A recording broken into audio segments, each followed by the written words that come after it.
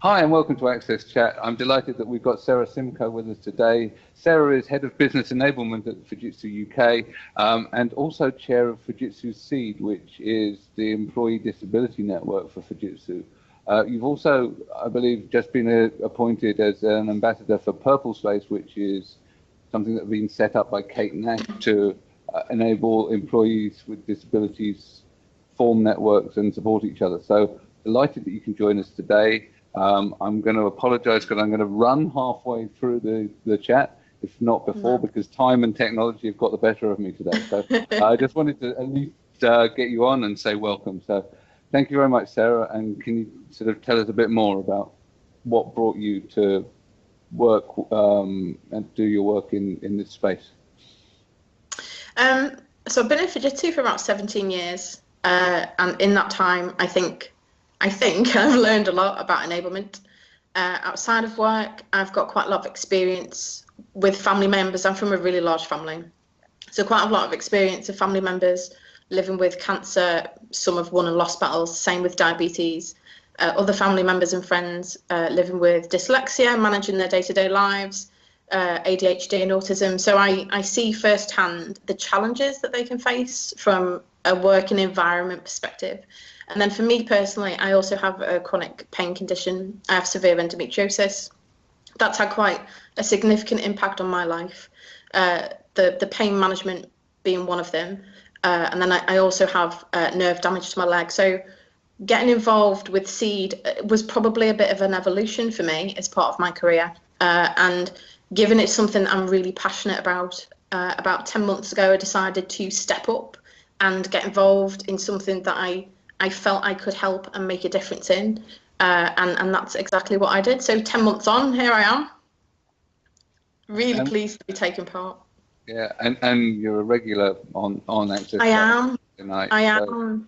Yeah, when I joined the network, I had to take a bit of time to listen to experts, listen to sponsors, listen to allies, listen to people within the community. And AXSchat is one of the forums that I came across. I was really new to Twitter as well. So that, as well as Purple Space, have really helped to inform my thinking. It's been a great way to connect, really interesting conversations to watch and listen to every week. Excellent. I'm going to bid you adieu because I'm afraid I have to go, but please carry on with the others. Thanks, Neil. Thank you, Neil. I will take it from here, Sarah. So yes, Neil and I are both speaking at a conference, an online conference, celebrating World Down Syndrome Day. And so because of the technology issues we had, as you know, we just wanted to make sure that we got to hear what the work that you're doing. So so you still have Antonio and I, and so we'll learn a lot more about the work that you're doing. But so tell us more about what you are doing, with these different organizations and how they all come together to fulfill the mission that you're doing with your corporation. Okay. So Fujitsu have got a fantastic approach to being a responsible business, and that includes a really strong diversity and inclusion agenda. And it follows on from the fantastic work that Fujitsu have done around responsible business over the last 2, 3, 4 years. For me in particular, getting involved with Seed, that's focusing on disability, but it's one of various inclusion networks that we have within Fujitsu. So we have, at a top level, we have our D&I strategy, and then we have employee networks that sit underneath. So we have gender, we have cultural diversity, we have Shine, which is LGBT, and then we have Seed, which is looking at disability. I think moving forward, we're also going to look at multi-generational as well. The premise around our D&I agenda is to make sure it's inclusiveness for all. So we're not trying to restrict and constrain in having separate disability, Shine, gender networks. We're trying to bring it all together under an aligned D&I strategy. So when I was appointed about 10 months ago, for the disability network in particular, we wanted to take a slightly different approach. There'd been some fantastic work since it was set up in 2013, and Kate Nash helped with the creation of Seed. there was some fantastic work, and my predecessor has done some wonderful stuff. What we needed to do was take it to the next level, and we needed to look at the outcomes from a business perspective we needed to achieve over the next 2, 3, 4 years, and making sure that as an organisation, we are inherently building that to within the environment, within the culture, within our business plans locally within the organisation. So what we've moved to is a business outcome driven strategy that really focuses on the core areas of inclusion for us from a disability perspective. So we're looking at disability confidence, we're looking at what we call the 5 R's, and that's looking at recruitment, retention, reputation, realisation and representation, and ensuring that processes, policies, communications, everything that would be kit and caboodle with those 5 R's screams accessibility, inclusion, equality, diversity. And then we're also looking at how we educate and make aware people within the organisation, be that trying to instill confidence within members of the community that would have a disability or a condition or a long-term injury, as well as the line managers to have open conversations and not to have that awkwardness in those kinds of conversations. So the strategy we have is certainly ambitious. When I joined 10 months ago, we had about 200 members from memory as part of the disability network. We've now seen an increase of around 230% of the members. So that's now jumped up to about 665.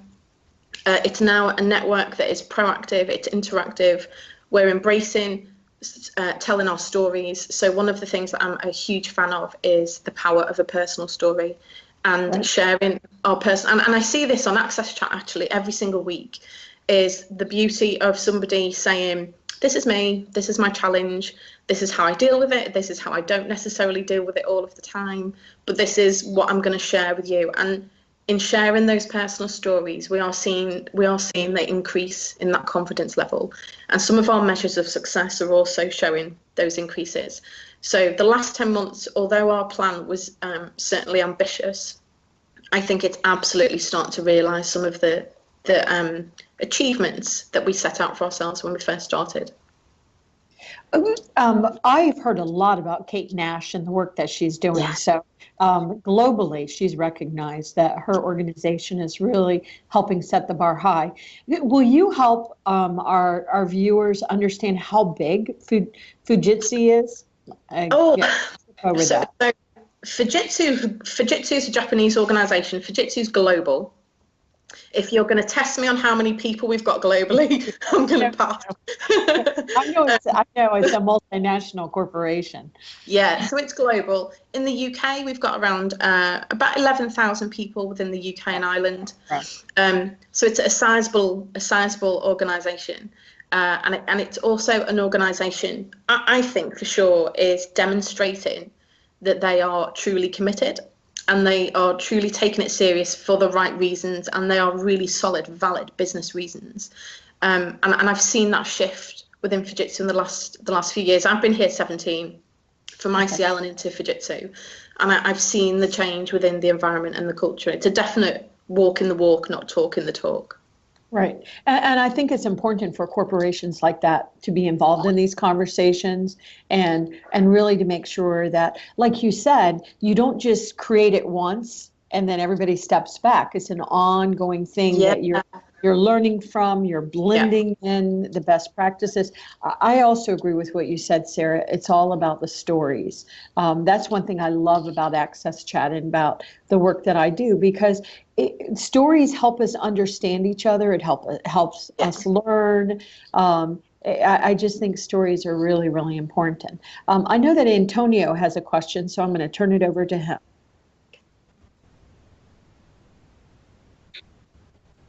Okay. Oh.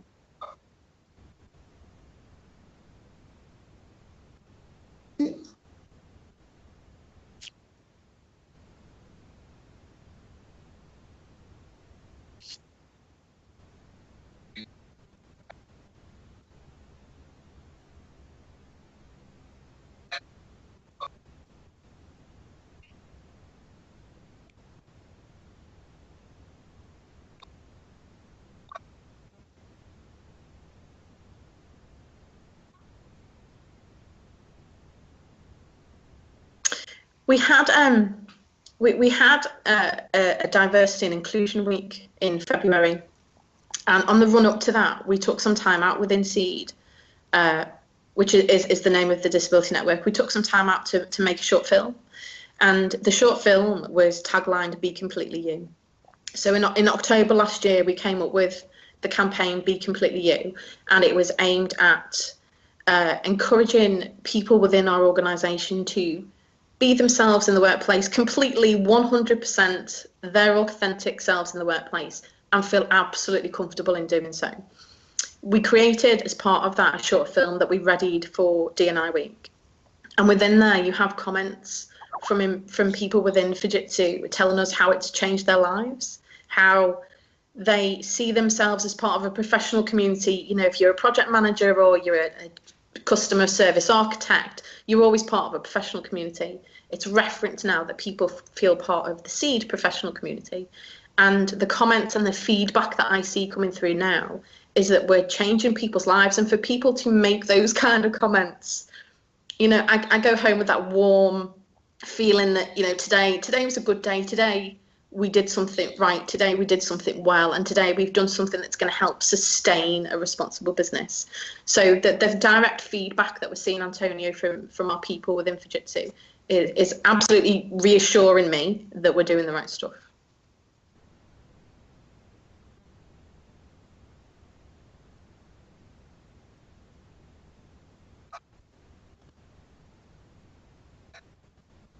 Yeah.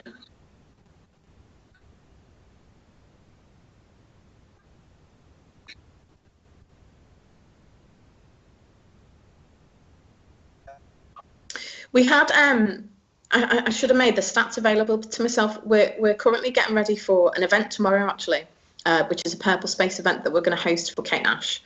And we'd recently been through the process of looking at how we recruit and how we ensure that we're making available appropriate workplace adjustments as part of that recruitment process, and that the whole cycle of from application through to interviewing through to recruitment and into the organisation is one that is flexible, that is available to be adjusted to meet the individual's needs.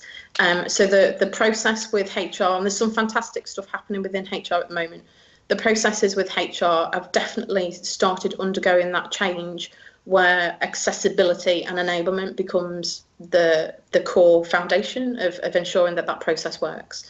So we're starting to see some really nice stats coming through now. I can share those offline. We're starting to see some nice stats, particularly around the graduates as well that are coming into the organisation. We've had some personal stories for graduates that have been through the process, come into Fujitsu, and then have shared with us their experience of doing so. And it's positive, it's really positive, which is lovely to see, it's lovely to hear.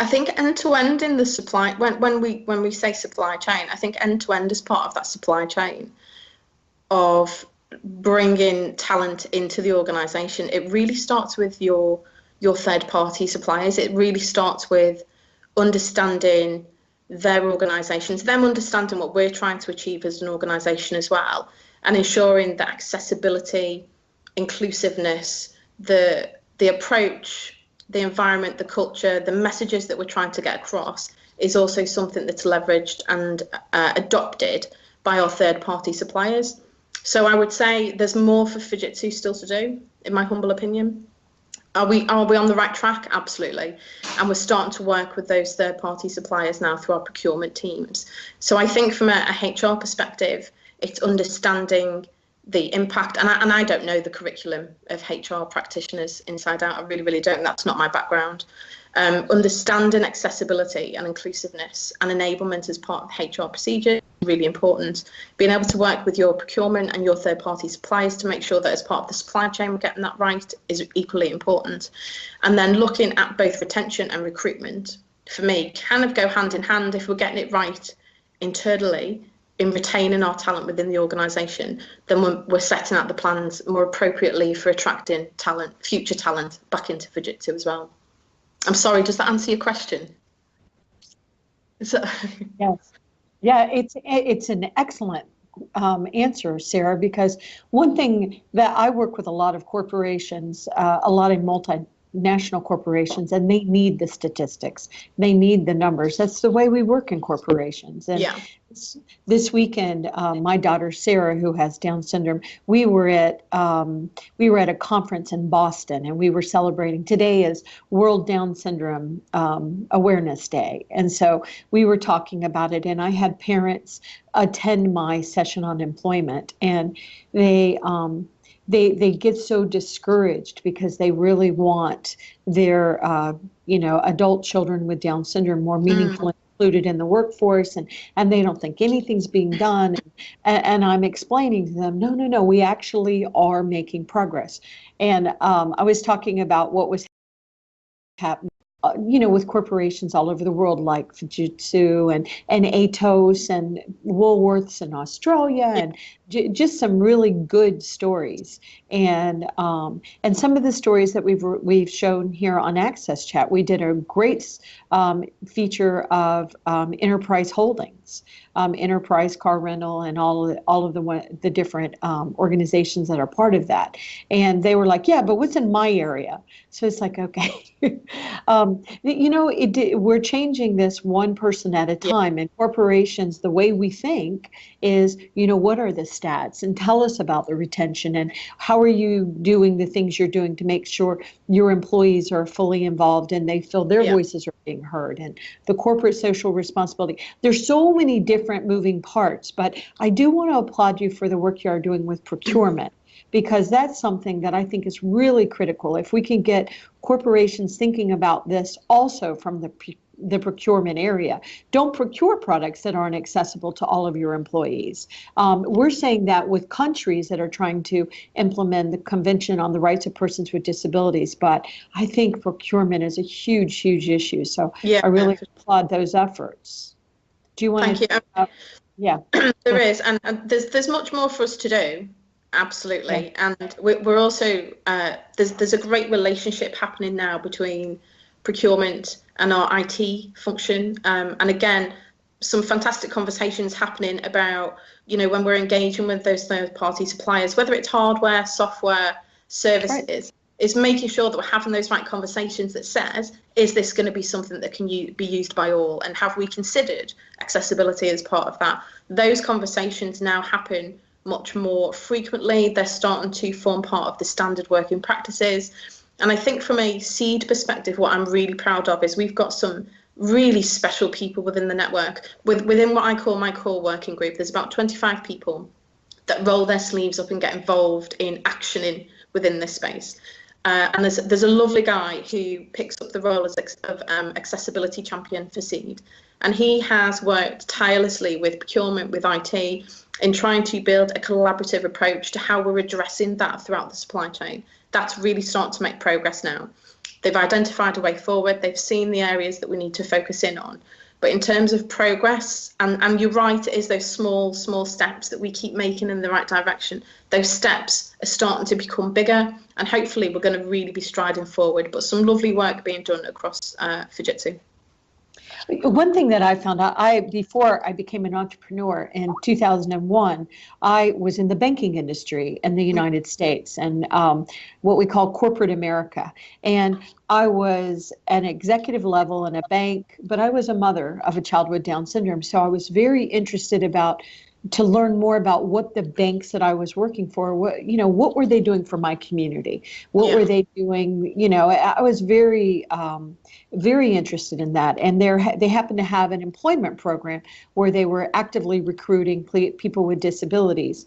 And I was a manager. And so I raised my hand and I said, well, I want to figure it out. I'd love to see how we could hire people with disabilities in the different sections that I managed. And so I think there's so many ways that employees can actually, whether they're impacted or not, get involved and support the good that our corporations do. Yeah, absolutely. And I think my ask is for anybody that is in an organisation, any kind of organisation, whether it's a small one, a large one, you know, if you see something you're not happy about, if there's something you think we can all be doing better, please step up, stand up, right. Come and tell us how we can get better, what we need to do to improve. I would ask everybody to try and get involved and make their views known. I mean, having that voice, being able to hear the voices of people within the community is really what's going to help drive it forward. I agree. And whenever our story started with, when my daughter was born, but it also started whenever I realized that the plans for her to be employed, it seemed like the bar was being set low. So I could have complained about it, or I thought, well, maybe I could add value to the conversation. And that's why I joined. But I know that Antonio has another question, so I'm going to turn it back over to him. Okay.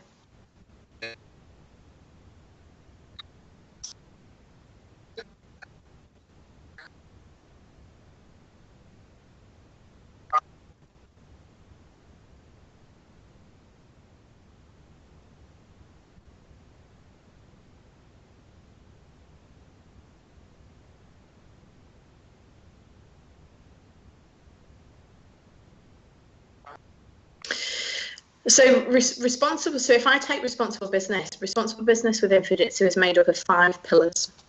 Diversity inclusion is one of them, and then we look at social action, all the corporate social responsibility, all the typical components that you would see within responsible business, and that is actually something that's held at a global level. There's a gentleman called Duncan Tate, and Duncan Tate is president of Americas and EMEA. And he actually, I watched a video that he'd released last week, and it talks about being responsible business, and it talks about doing that globally. And right across Fujitsu, we're starting to see, not in some areas more mature than others for sure. In others, they are starting on the journey, but we're absolutely seeing that responsible business, that diversity and inclusion agenda across the organisation, and we're now starting to come together. D&I within the UK and Ireland are starting to engage out with other countries, and we're going through the process of listening and learning around what's happening in some of those other countries from a diversity and inclusion perspective. And that's great, because we're able to identify best practice in some of the other areas, and we're able to help inform the thinking around the plans that we need to take and adopt moving forward. So progress. There's the diversity and inclusion and responsible business is happening right across. In terms of bringing that together and collaborating and joining it more, that's starting to happen now.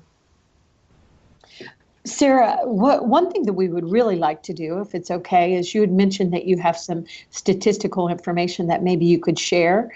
We would love to share that on our AXSchat website. We'd also love to share a link to the video on our AXSchat website. And yeah, that's something that anybody that is going to the website to get the questions that we're going to tweet with you tomorrow,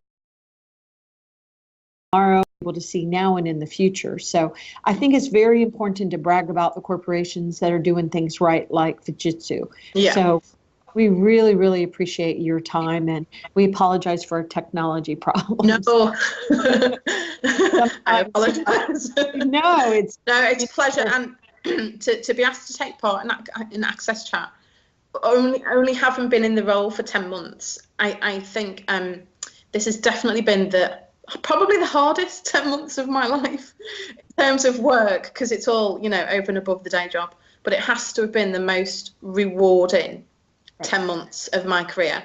And I think forums like AXSchat are just helping to make the conversation easier to have. There's other areas like Purple Space with Kate Nash and some of the work that's coming out of the Business Disability Forum. I'm just really grateful to have been asked to come along, because seeing what's happened and hearing everyone's conversations over the last few months has been really inspiring. So to be taking part is amazing. And I will say, as the member from the United States, I work globally, but we're seeing a lot of progress coming out of the UK and Europe. And I mean, it's coming from all over the world, but you're really setting the bar high. And we really appreciate it. I appreciate it. Personally, and I appreciate it from a corporate perspective as well, how we're all sharing with each other. So we really appreciate Yeah, absolutely. I think, I don't know about you, I think there's a shift. It's palpable. You can feel the difference now in the business case for getting this right. Yes, within Fujitsu and the bigger organisations that we work with in the UK, and they absolutely understand the value of the business case, and I think that's so important to help that shift continue moving forward. I agree. Well said. Well, thank you so much for allowing us to feature you, Sarah. We really appreciate it. So thank you. Pleasure. Take care. Bye-bye.